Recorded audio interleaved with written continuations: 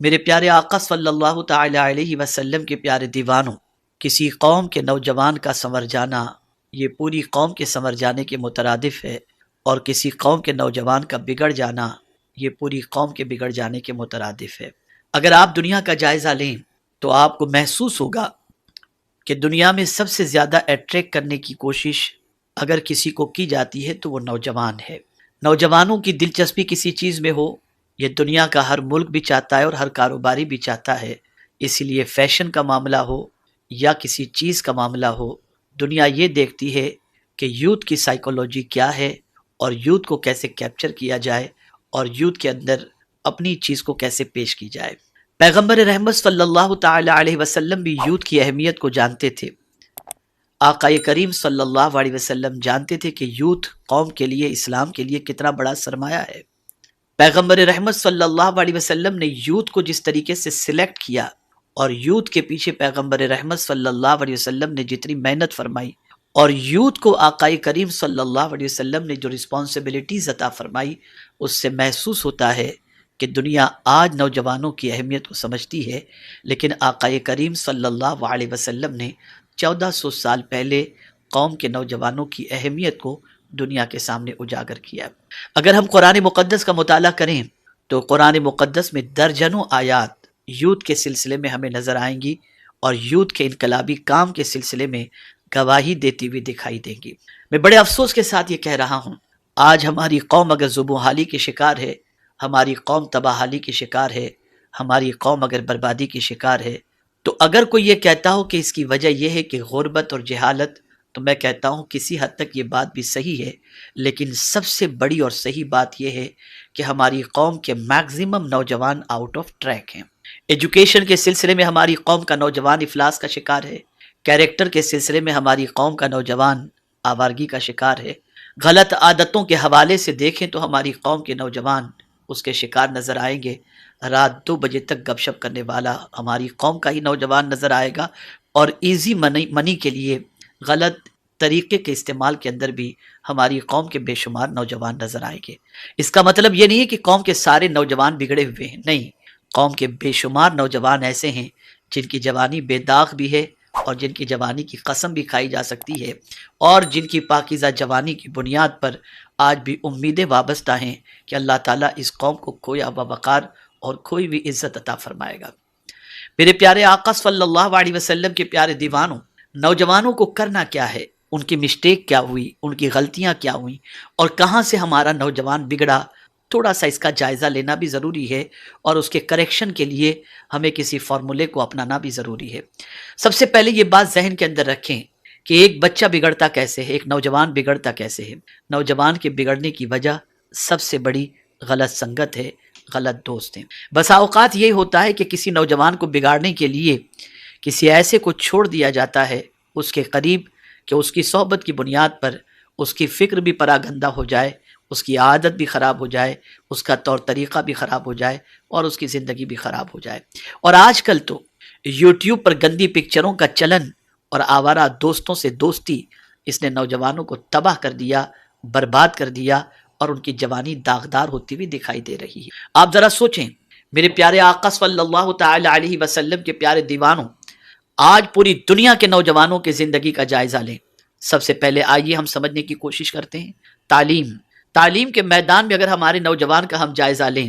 تو ہماری قوم کے بیشتر نوجوان 12 کے بعد ڈراپ آؤٹ ہو جاتے ہیں، یا پھر کسی بھی طرح سے گریجویشن گرتے پڑتے کر کے اپنے آپ کو سے فارغ کر لیتے ہیں، اور اپنی زندگی کو ایسے کاموں میں گزارتے ہوئے دکھائی دیتے ہیں جو کام ان کے معیار کو بلند نہیں کر سکتا۔ آپ ذرا سوچو،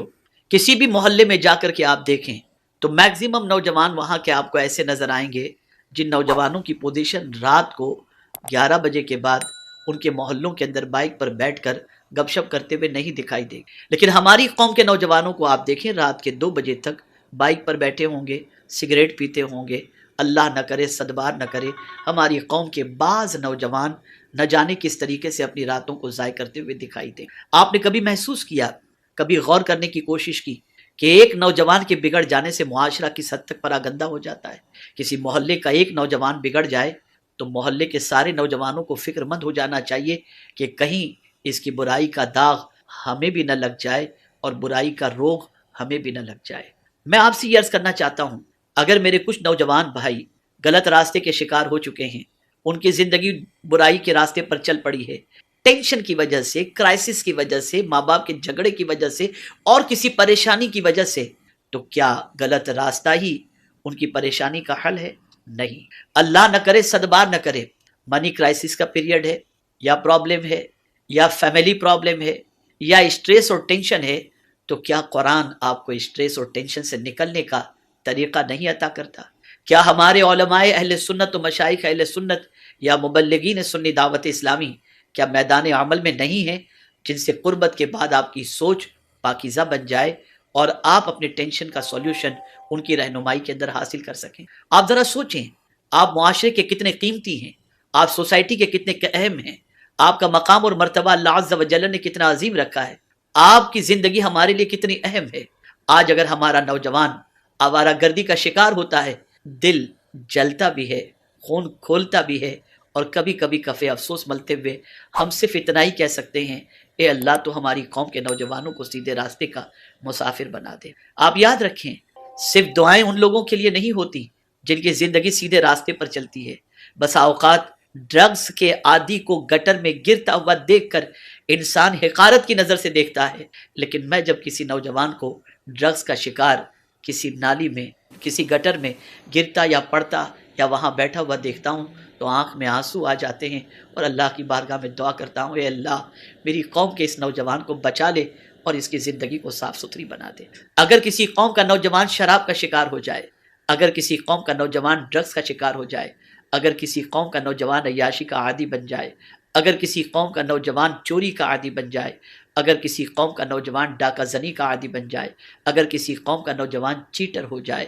اگر کسی قوم کا نوجوان بے راہ روی کا شکار ہو جائے، تو یاد رکھیں وہ قوم کبھی ابھر نہیں سکتی، اس قوم کا ستارہ کبھی عروج کی شاہراہ کا مسافر نہیں بن سکتا۔ آج ہم جائزہ لیں، میں اپنے نوجوان بھائیوں سے عرض کروں گا، بسا اوقات ہمارے کچھ نوجوان یہ تصور کرتے ہیں ہماری لائف ہم جس طرح چاہیں انجوائے کریں۔ نہیں، آپ کی لائف ایک امت کی لائف ہے، آپ کی لائف ایک قوم کی لائف ہے، آپ ہمارے لیے بہت قیمتی سرمایہ ہیں۔ ایسا ہوتا ہے کہ کبھی آپ کا عروج ہمارے عروج کا سبب بنتا ہے، اور کبھی آپ کا زوال ہمارے زوال کا سبب بنتا ہے، کبھی آپ کی اچھائی ہماری ترقی کا سبب بن جاتی ہے، اور کبھی آپ کی برائی ہمیں نیچے اور شرمندہ ہونے کا سبب بن جاتی ہے، نیچا دکھا دیتی ہے۔ اے میری قوم کے نوجوانوں، تم ہمارے لیے بہت قیمتی ہو، بہت عظیم سرمایہ ہو، بہت عظیم دولت ہو۔ میں اپنی قوم کے نوجوانوں کو ضائع ہوتا نہیں دیکھ سکتا۔ میں چاہتا ہوں کہ ہماری قوم کے نوجوان اصلاح کی طرف آئیں، اپنی زندگی کو بنانے کی طرف آئیں، اپنی زندگی کو کامیاب کرنے کی طرف آئیں، اپنی زندگی کو سنوارنے کی طرف آئیں، اپنے آپ کو بہترین مسلمان پروف کرنے کی کوشش کریں۔ تو میرے پیارے آقا صلی اللہ علیہ وسلم کے پیارے دیوانوں، میری قوم کے نوجوانوں، سب سے پہلا کام آپ کو جو کرنا ہے وہ یہ ہے کہ آج تک اللہ نہ کرے، 100 بار نہ کرے، اگر آپ کی زندگی بے راہ روی میں گزر رہی ہو یا غلط کاموں میں گزر رہی ہو، تو آپ سب سے پہلے ان غلط کاموں سے توبہ کیجئے۔ یو ہیو ول پاور، آپ کے پاس قوت ہے، ول پاور ہے۔ اگر آپ اسے یوز کریں گے اور آپ ان چیزوں سے نکلنا چاہیں گے، تو یاد رکھیں کوئی آپ کی مدد کرے یا نہ کرے، میرا مولا ضرور مدد فرمائے۔ ایک بار گناہوں کے دلدل سے نکل کر کے دیکھیے، ایک بار برائیوں کے دلدل سے نکل کر کے دیکھیے، ایک بار بد کرداری کے ماحول سے نکل کر کے دیکھیے، ایک بار سیدھے راستے کی طرف آ کر کے دیکھیے۔ خدا کی قسم آپ کے قلب کو سکون کی دولت نصیب نہ ہو تو مجھے کہنا۔ اللہ اکبر۔ میرے پیارے آقا صلی اللہ تعالی علیہ وسلم کے پیارے دیوانوں، آج تک دامن پر لگے ہوئے گناہوں کے ہزارہ دھبوں کو آپ اللہ کی بارگاہ میں توبہ کے ذریعے آنسو بہا کر اسے مٹا دو۔ میرا مولا عزت بھی عطا فرمائے گا، سرخ روئی بھی عطا فرمائے گا، کامیابی بھی عطا فرمائے گا، کامرانی بھی عطا فرمائے گا، اس لیے کہ آپ کا سیدھے راستے کا مسافر ہونا یہ ہماری کامیابی کی ضمانت ہے، اور قوم مسلم کی کامیابی کی ضمانت ہے۔ بسا اوقات ایسا ہوتا ہے برے ہم نشین کی وجہ سے، برے دوستوں کی وجہ سے، ان کے سگار پلانے کی وجہ سے، ان کے شراب پلانے کی وجہ سے، ان کے بد کرداری کے اڈوں پر لے جانے کی وجہ سے ہم یہ تصور کرتے ہیں کہ یہ ہمارا خیر خواہ ہے۔ خدا کی قسم چند لمحوں کی لذت کا عادی بنا کر وہ آپ کا پورا مستقبل تاریک کر دیتا ہے، آپ کا فیوچر ڈارک کر دیتا ہے۔ ذرا ان ماں اور باپ کے دل سے پوچھو جنہوں نے آپ کو جنم دیا، آپ کو بڑا کیا، آپ کی پرورش میں جنہوں نے اپنی زندگی کی ساعتیں گزاری، اپنی راتوں کو جاگ جاگ کر آپ کے آرام کا خیال کیا، اور ایک باپ دن کے اجالے کے اندر کڑی دھوپ میں محنت کر کے آپ کے لباس سے لے کر، آپ کی تعلیم سے لے کر، آپ کے کردار سے لے کر، آپ کی ضرورتوں تک کی تکمیل کے لیے جس باپ نے جد و جہد فرمائی، اس باپ سے پوچھو جب اس کے بیٹے کا قدم پھسل جاتا ہے تو باپ کی زندگی کے سامنے کتنا اندھیرا چھا جاتا ہے۔ کبھی آپ نے سوچا کہ آپ کے ماں باپ آپ سے کتنی امیدیں وابستہ کیے ہوئے ہیں؟ آپ ذرا سوچو، آپ کی جوانی اگر داغدار ہوتی ہے تو ماں باپ کو کتنا دھچکا لگتا ہے، اور ماں باپ کے دل پر کیا گزرتی ہے۔ اللہ اکبر، مجھے یہ کہتے ہوئے بڑا افسوس ہوتا ہے، ایک زمانہ تھا، لڑکا ہو یا لڑکی، ایک ہی بات دونوں ماں باپ سے کیا کرتے۔ بیٹی بھی کہتی ابا جہاں چاہو آپ رشتہ کر دو، اور بیٹا بھی یہی کہتا آپ جہاں چاہو رشتہ کر دو۔ لیکن اگر آج دیکھا جائے تو ماں باپ رشتے سے پہلے خود بچے سے پوچھتے ہیں بیٹا کہیں تمہارا معاملہ تو کچھ نہیں ہے، اگر ہو تو بتا دو تاکہ وہیں رشتہ کر دیں۔ بیٹی سے بھی ماں باپ یہی سوال کرتے ہیں بیٹی تیرا تعلق کسی کے ساتھ تو نہیں ہے، ورنہ آگے چل کر پریشانی ہوگی۔ اللہ اکبر، کیسے دور سے ہم گزر رہے ہیں، کیسے حالات سے ہم گزر رہے ہیں، اور کس حد تک ہمارے بچے اور بچیوں کے پیر پھسل چکے ہیں کہ ہمیں آج یہ دن دیکھنا پڑ رہا ہے۔ اللہ اکبر، میرے پیارے آقا صلی اللہ تعالی علیہ وسلم کے پیارے دیوانوں اور میری قوم کے نوجوانوں، آپ ذرا سوچو اور اندازہ لگاؤ، آپ صرف پیرنٹس کے لیے اہم نہیں ہو، آپ صرف خاندان کے لیے اہم نہیں ہو، آپ صرف رشتہ داروں کے لیے اہم نہیں ہو، آپ پوری قوم کے لیے اہم ہو، آپ اسلام کے لیے اہم ہو، آپ مسلمانوں کے لیے اہم ہو، آپ پیغمبر رحمت صلی اللہ علیہ وسلم کے لیے اہم ہو، آپ اللہ کے نزدیک اہم ہو، میرے پیارے آقا صلی اللہ علیہ وسلم کے پیارے دیوانوں۔ اس لیے اپنے آپ کو خوب بچاؤ، اپنے آپ کو بروں کی صحبت سے بچاؤ، اپنے آپ کو برے دوستوں سے بچاؤ، اپنے آپ کو بری سنگتوں سے بچاؤ، اپنے آپ کو برے ماحول سے بچاؤ۔ میرے پیارے آقا صلی اللہ علیہ وسلم کے پیارے دیوانوں، اگر پتہ چل جائے یہ دوست غلط راہ کا شکار ہے، اس سے تعلق منقطع کر دو۔ اگر پتہ چل جائے اس کی صحبت میری زندگی کو تباہ و برباد کر دے گی، اس کی صحبت سے ہٹ جاؤ، اور جب کسی سے دوستی کے لیے ہاتھ بڑھاؤ، خدا کے لیے دوستی کرو، خدا کے لیے دشمنی کرو۔ اللہ اکبر، یہ دیکھو کس کے کردار کا اثر تمہاری زندگی میں بہتر ہوگا۔ جب تم بیٹھنے کے لیے مجلسوں کی فکر کرو کہ کہاں بیٹھوں، کن کے ساتھ بیٹھوں، تو ایک چیز کا خاص خیال رکھنا کہ ایسے لوگوں کا سلیکشن کرو جن کی سنگتوں میں بیٹھنے کے بعد صرف نیکی کا جذبہ نہ ہو بلکہ آپ کی سوچ بھی پاکیزہ بن جائے۔ یاد رکھیں میرے پیارے آقا صلی اللہ علیہ وسلم کے پیارے دیوانوں، جہاں سے ہماری سوچ پاکیزہ بنتی ہو وہیں ہمیں بیٹھنا بھی چاہیے، وہیں ہمیں رہنا بھی چاہیے۔ بلکہ اگر میں 2 قدم آگے بڑھ کر کے عرض کروں تو غلط نہ ہوگا، جن کتابوں سے سوچ پاکیزہ بنتی ہو، جن چیزوں کو دیکھنے کے بعد سوچ پاکیزہ بنتی ہو، جن لوگوں کو سننے کے بعد سوچ پاکیزہ بنتی ہو، جن کی نشستوں میں بیٹھنے کے بعد سوچ پاکیزہ بنتی ہو، ایسوں کی سنگت میں بیٹھو، ایسی کتابیں پڑھو، ایسی چیزیں دیکھو جس سے آپ کی سوچ گندی نہ ہو بلکہ آپ کی سوچ پاکیزہ بن جائے۔ میرے پیارے آقا صلی اللہ تعالی علیہ وسلم کے پیارے دیوانوں، ایسے نوجوانوں کی زندگی پڑھو جن کی زندگیاں بے داغ گزری، جنہوں نے اسٹرگل کیا، جنہوں نے غربت کی چکی میں پیسے جانے کے باوجود علم کے سلسلے میں اتنی محنت کی کہ کردار پر دھبا بھی نہ لگے، اور علم کو حاصل کر کے اس مقام تک پہنچ گئے جس مقام پر پہنچنے کے بعد غربت کا داغ تو مٹ گیا، لیکن طاقتور انسان بن جانے کی وجہ سے اللہ تعالیٰ نے انہیں وہ مقام عطا فرمایا کہ ایک کی بلندی کی وجہ سے ماں باپ کا سر اونچا ہوا، خاندان کا سر اونچا ہوا، اور غربت کی وجہ سے جس کی قدر نہ تھی، علم کی وجہ سے ساری کائنات اس کی قدر اور اس کو جو ہے سر پر بٹھانے کے لیے تیار ہو گئی۔ آپ یاد رکھیں میری قوم کے نوجوانوں، یاد رکھو بہت قیمتی آپ سرمایہ ہو، بہت عظیم سرمایہ ہو، آپ ہمارے لیے بہت اہم ہو۔ آپ کا غلط راہ پر چلنا یہ ہمارے لیے شرمندگی کا بھی سبب ہے اور ہمارے لیے تکلیف دہ بھی ہے۔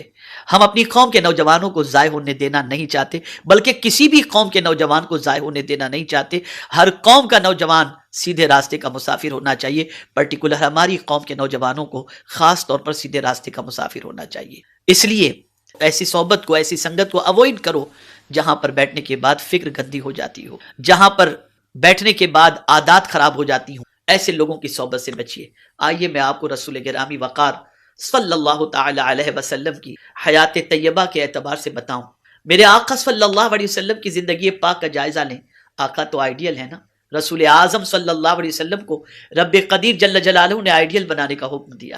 آپ ذرا دیکھیں آپ کن نوجوانوں کی زندگی پڑھتے ہو؟ ہیرو کی نوجوانوں کی زندگی، گیمبلر کی زندگی، ڈرگی کی زندگی، ان کی زندگی پڑھتے ہو؟ آپ پڑھو ان کی زندگی کو، آقائے کریم صلی اللہ علیہ وسلم کی زندگی کو پڑھو، ان کی نوجوانی کو پڑھو، ان کی جوانی کی زندگی کا جائزہ لو، مطالعہ کرو. امام حسین کی جوانی کی زندگی کا مطالعہ کرو، غوث پاک کی زندگی کی جوانی کا مطالعہ کرو، غریب نواز کی زندگی کا مطالعہ کرو، اللہ اکبر، مخدوم سمنا کی زندگی کا مطالعہ کرو، امام عشق و محبت کی جوانی کی زندگی کا مطالعہ کرو. جب ان کی جوانی تم پڑھو گے تو تمہیں محسوس ہوگا کہ ان کی جوانی میں سکون ہے یا ان ناچ گانے والوں کی جوانی کے اندر سکون ہے. یاد رکھیں میرے پیارے آقا صلی اللہ علیہ وسلم کے پیارے دیوانوں، جب رسول گرامی وقار صلی اللہ علیہ وسلم کی جوانی کا آپ مطالعہ کریں گے تو آپ کو پتہ چلے گا ایسا صادق الوعد الامین اور ایسا با اخلاق و با کردار اللہ عز و جل نے کسی کو پیدا نہیں کیا جیسا اس نے اپنے محبوب صلی اللہ علیہ وسلم کو پیدا کیا.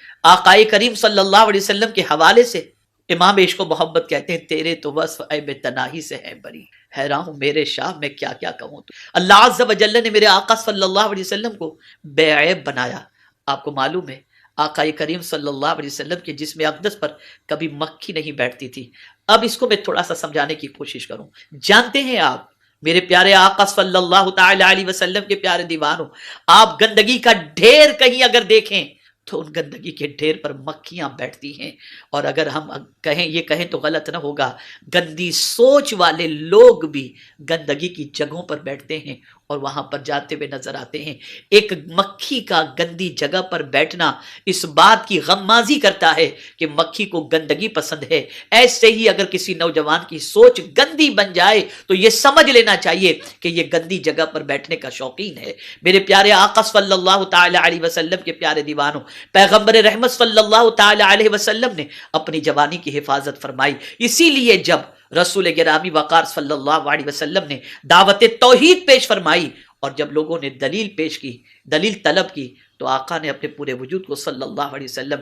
بطور دلیل پیش فرمایا جس میں جوانی بھی تھی. دنیا کی کوئی طاقت میرے آقا صلی اللہ علیہ وسلم کی جوانی پر انگلی نہیں رکھ سکتی. یقیناً آقا معصوم سرکار صلی اللہ علیہ وسلم جیسا تو کوئی نہیں ہو سکتا. لیکن اگر ہم رحمت عالم صلی اللہ علیہ وسلم کی زندگی کا مطالعہ کریں اور آپ کی جوانی کا مطالعہ کریں اور پھر رب نے فرمایا ان کے نقش قدم پر چلو تو ان کے نقش قدم پر چلیں گے تو میں آپ کو یقین کے ساتھ کہتا ہوں کہ آقا کریم صلی اللہ علیہ وسلم کے نقش قدم پر چلنے کے عوض میں پروردگار ہمیں ترقی بھی عطا فرمائے گا، عروج بھی عطا فرمائے گا، کامیابی بھی عطا فرمائے گا. کبھی کبھی ہمارے نوجوان بچوں کے ذہن میں یہ بات آتی ہے ہم سیدھے چلتے ہیں تو ہمیں روزی نہیں ملتی، کام نہیں ملتا، پیسہ نہیں ملتا، تعیشات کے سامان نہیں ملتے. میں آپ کو ایک چیز عرض کر دوں، اس تعیشات کے سامان کو کیا کریں گے جس کے ملنے کے بعد قدم گناہ کی دہلیز پر پہنچ جائیں. ابھی 2 روز پہلے ایک خاتون کا فون میرے پاس آیا اور وہ خاتون روتے روتے کہہ رہی تھی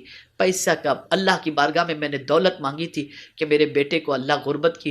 غربت کی چکی سے نکال کر مال و دولت کی فراہمی ہمیں عطا فرمائے، لیکن اب میں یہ کہہ رہی ہوں کہ مال سب سے برا ہے، اس لیے کہ اب میرا بیٹا دولت آنے کی وجہ سے مجروں میں جانے لگا ہے اور وہاں جا کر کے اپنی دولت لٹاتا ہوا نظر آتا ہے. آپ ذرا سوچو، اندازہ لگاؤ وہ دولت کس کام کی جو آوارگی کی راہ پر لے جائے. میں یہ نہیں کہتا کہ آپ اللہ کی بارگاہ میں دولت نہ مانگو، فضل والی دولت مانگو، کرم والی دولت مانگو، اللہ عز و جل کی اطاعت میں خرچ کرنے والی دولت مانگو، نیکیوں میں استعمال کرنے کی دولت مانگو، بیوی بچوں کو حلال کھلانے کے لیے دولت مانگو. لیکن اگر آپ معاشرے کا جائزہ لیں تو میکزیمم آوارہ گردی کے شکار آپ کو اگر کوئی نظر آئیں گے تو وہ سرمایہ دار کے بچے نظر آئیں گے اور سرمایہ دار نظر آئیں گے. غربت کے اندر تو آدمی پیٹ کی آگ کی فکر کرے گا یا اپنی خواہش کی تکمیل کی فکر کرے گا. تو عرض کرنے کا منشا یہ ہے کہ اگر کسی قوم کے نوجوان کے بگڑنے کا معاملہ ہو تو وہ قوم تباہ ہو جاتی ہے. قوم کے لیے نوجوان بڑا سرمایہ ہے. آپ گلوبل لیول پر جائزہ لیجئے، کہاں کہیں مسلمان آپ کو کسی ریسرچ کے اندر نظر آ رہے ہیں، کسی بڑے مقام میں آپ کو نظر آ رہے ہیں. الحمدللہ سرکار صلی اللہ علیہ وسلم کا احسان ہے کہ اب ہمارے بچے تعلیمی میدان میں جد و جہد کر رہے ہیں، بڑی مشقت کر رہے ہیں، بڑی محنت کر رہے ہیں، بڑی تگودو کر رہے ہیں. لیکن اگر پرسنٹیج دیکھا جائے تو وہ لیمیٹیڈ ہے اور بے راہ روی کے شکار دیکھے جائیں تو ہماری قوم کے نوجوان زیادہ نظر آئیں گے. اور کوشش کی جا رہی ہے ایک طبقے کی طرف سے کہ ہماری نوجوان نسل تباہ ہو جائے. ہماری نوجوان نسل برباد ہو جائے. فری میں انہیں بہت سارے غلط کام کی چیزیں دی جاتی ہیں تاکہ ان کی جوانی برباد ہو جائے اور یہ قوم خود بخود تباہ و برباد ہو جائے. میرے پیارے آقا صلی اللہ علیہ وسلم کے پیارے دیوانوں، ہماری قوم کے نوجوانوں کو بھی عزم مصمم کرنا ہوگا، ارادہ کرنا ہوگا، پکا ارادہ کرنا ہوگا. اور وہ ارادہ یہ ہے، شیطان تو ہمیں تباہ کرنا چاہتا ہے، ماحول تو ہمیں برباد کرنا چاہتا ہے، لیکن ہم اپنے رب کے بندے اور مصطفیٰ پیارے صلی اللہ علیہ وسلم کے امتی ہیں. ہم اپنی جوانی کو داغدار ہونے سے بچاتے ہوئے علم، عمل، اخلاق، کردار، ان ساری چیزوں میں محنت کر کے ہم اپنا نام، اپنے ماں باپ کا نام، اپنے خاندان کا نام، اپنے شہر کا نام، اپنے ملک کا نام، اپنے مذہب کا نام روشن کریں گے. میرے پیارے آقا صلی اللہ علیہ وسلم کے پیارے دیوانوں، ایمان کی وجہ سے ٹیلنٹ بھی ہے، ایمان کی وجہ سے صلاحیت بھی ہے، ایمان کی وجہ سے ذہانت بھی ہے، لیکن میرے پیارے آقا صلی اللہ علیہ وسلم کے پیارے دیوانوں، غلط سنگتوں کی وجہ سے ہماری قوم کا نوجوان آوارہ گردی کا شکار ہو گیا. آئیے میں آپ کو بتاؤں پروردگار جل جلالہ کے نزدیک ان بندوں کی اہمیت کیا ہے. بہت اچھی طرح سے ذہن میں رکھیے کہ آپ کو کہاں بیٹھنا ہے، کس کی دوستی اختیار کرنی ہے اور کس لیے اختیار کرنی ہے، اس کو خاص طور پر ذہن کے اندر رکھیں. اللہ اکبر. میرے پیارے آقا صلی اللہ تعالی علیہ وسلم کے پیارے دیوانوں، رسول اعظم صلی اللہ علیہ وسلم کی امت میں ایک ایسا بھی نوجوان گزرا ہے جسے دنیا حضرت معاذ بن جبل رضی اللہ تعالی عنہ کے نام سے جانتی. آپ کا وصال ٹوٹل 33 ایئرز کی ایج کے اندر آپ اس دنیا سے کچھ کر گئے. بہت خوبصورت تھے، بہت باکردار تھے، بہت باعمل تھے، اور علم کے اعتبار سے بڑا اونچا مقام تھا. 33 ایئرز کے اندر رسول اعظم صلی اللہ علیہ وسلم نے یمن کا قاضی اور گورنر بنا کر انہیں روانہ فرمایا.